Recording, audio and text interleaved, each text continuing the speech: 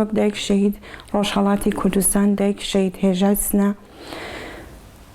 کۆمەڵێ لە گریلا قارەمانەکانمان شۆڕەشگێرەکانمان کە بوو گەل و نیشتمان بەرخۆردانەکەن تێکۆشانەکەن متاسفانە لە خەڵیفانە دەستگیر کراون بەدەست نیروی پارتی خۆشم هەستلیان تەمەنام دێ هەستلیان ئێستا معلوم نییە زەخمی بوون شەهید بوون ها بەدەست نیروی پارتیەوە خۆشمان نسلیان ئێستا جنازەی شەهیدەکانمان پێباتەوە زەخمیەکانمان پێباتەوە واقعاً کات ئەوە نییە کە ئێمە دەستمان قاتی خۆین یەکترین بێت ئەگەر واقعاً کوردن خۆیان بەسەرەکوی کوردزانن تەک دوشمنە هاوکاری نەکەن واقعاً هیچ فەرقێکیان نییە گەرەو کارە بکەن هیچ فەرقێکیان تەک ئەردۆغان و خامنەیی و سەدامانەوە تەمەنامان هەست ئەو جوانگەلمانە مناڵەکانمان پێبەنەوە من وەک دایک شەهیدێ وەک لە تەرەف توا و دایک شەهیدەکانەوە قبوڵ ناکەین کە کورد بکوژێت من داواکاریم لە پارتی دیموکراتی کوردستانی باشوور ئەوەیە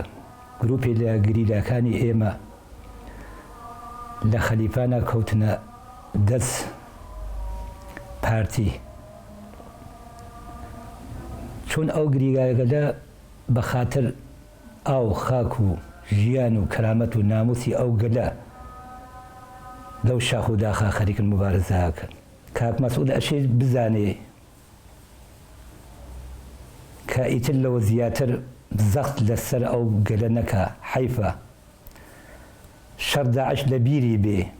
کە یا بیخەینەوە بیری لە ناو چادرەکە لەگەڵ گریلاکانە دانیشت کێ لە ڕوومەت و حورمەت و کەرامەت و ناموس ئەو گەلە دفاعی کرد هەر ئەو ڕۆڵەگەلە نەکە لە خەلیفانە لە دەستیە نیسە تەمەنایە لێ یەکەم خوایشی لێ ئەەکەم ئیتر لەوە زیاتر بە ئەو گەلە چەوساوە نەبێ سەردەمێکە ئیسا ئەوە نەماگەکە بێن ئەو نەهامەتی و بەدبەختیە لەسەر ئەو گەلە زیاتر کەن